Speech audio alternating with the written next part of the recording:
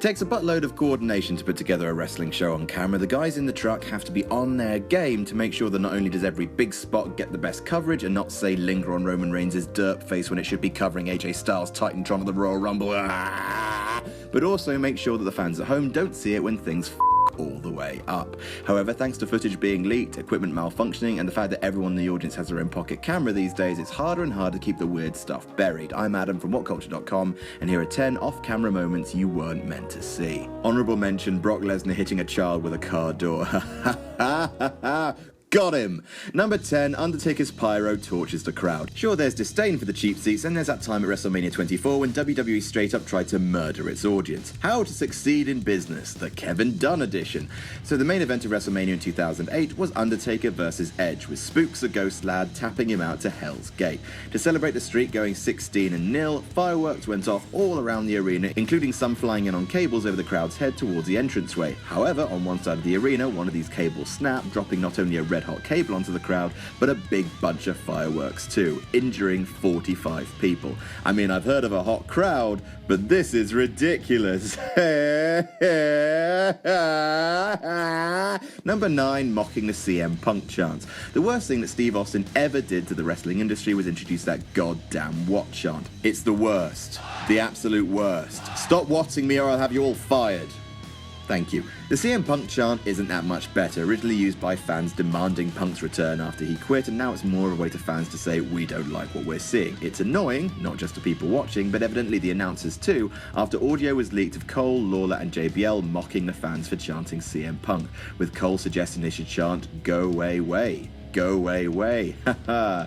Kill Michael Cole. Number 8, Mark Henry is not so strong. It's never been explained who's responsible for this footage hitting the internet, but it seems to have been an internal one. So this happened on SmackDown in 2006 and involved Mark Henry trying his damnedest to rip a cage door off its hinges a la Kane, except, nope.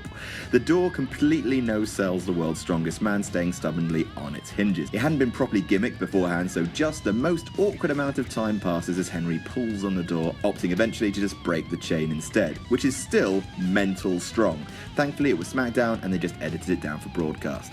Number 7, Hulk Hogan murders a promo. Side-by-side tales of SmackDown woes and this utter dumpster fire of a promo from Hulk Hogan. Despite being hugely successful on the stick once upon a time, dude, the Hulkster's had his fair share of Mike Gaff's brother, memorably mixing up the Silver Dome and the Superdome at WrestleMania 30, but nothing compares to this howler on SmackDown. In the unedited footage, not only does McMahon drop an uncensored BS swear, but Hogan fumbles his way around a promo like a man with no fingers trying to unhook a bra. He trips over the phrase, right guy in the right place at the right time, then has another run at it before calling himself the right gay guy in the right place at the right time, and well, it's just we're learning an awful lot about you today, Hulkster. Number 6, Kevin Dunn's live headset feed. Kevin Dunn gets referenced a lot when people gripe about WWE, and for anyone who doesn't know who he is, Dunn is the guy in the truck and on the headset, calling the shots, cueing announcers and signaling for cuts.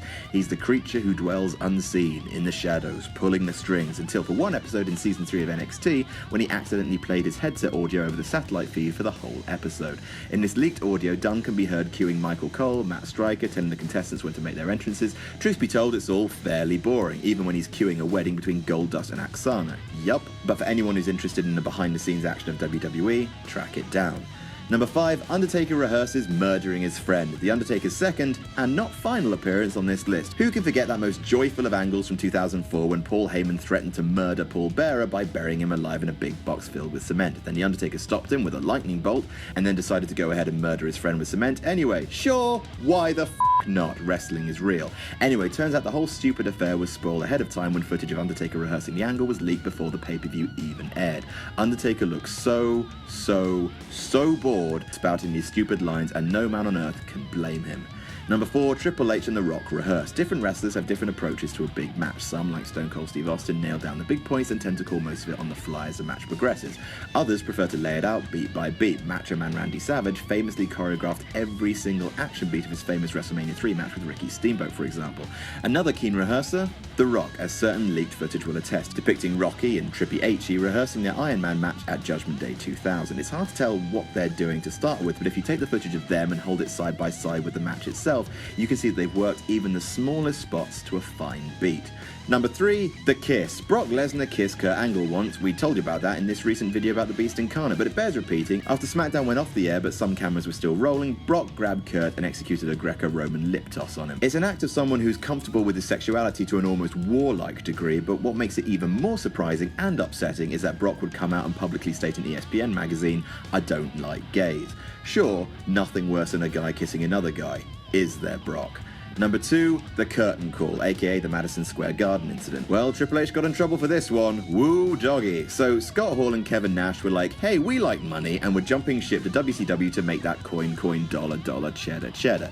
Their last night in the WWF was a house show at Madison Square Garden, and because Nash and Hall are super bezzy giggle pals with Triple H and Shawn Michaels, they had a big hug in the middle of the ring to say bye-bye. Love is beautiful. What wasn't was Vince McMahon's face when he found out that someone in the crowd had snuck a camera in and filmed the whole damn thing, busting kayfabe wide open. Because some of them were heroes and some of them were villains. Now, Carlsberg doesn't make the Wrath of God, but if they did, it would be Vince McMahon's. Triple H, as everyone knows, got the worst of the punishment, losing his planned King of the Ring victory to a certain other superstar. And number 1, the dead man gets burned. We started with the Undertaker's pyro pissing itself, and that's where we'll end. The Elimination Chamber pay-per-view of 2010, and Big Evil's entrance was looking like the typical affair: smoke, fireballs, the dead man standing on the rampway surveying his people, and then this happened. Yep, the Phenom goes up in flames as a technician sets off a huge fireball too early. Undertaker, suffering first and second degree burns, then storms to the ring, as Cole puts it, and while the cameras are off him, repeatedly soaks himself with water bottles for 20 full minutes before having to carry on the match as planned, still slightly smouldering. Turns out, The Undertaker's pyro is the biggest heel in WWE history. And that's our list. Did we miss any out? Tell us about it in the comments. Don't forget to like, share, and subscribe. You can follow me on Twitter here. I'm Adam from WhatCulture.com, and I'll see you soon.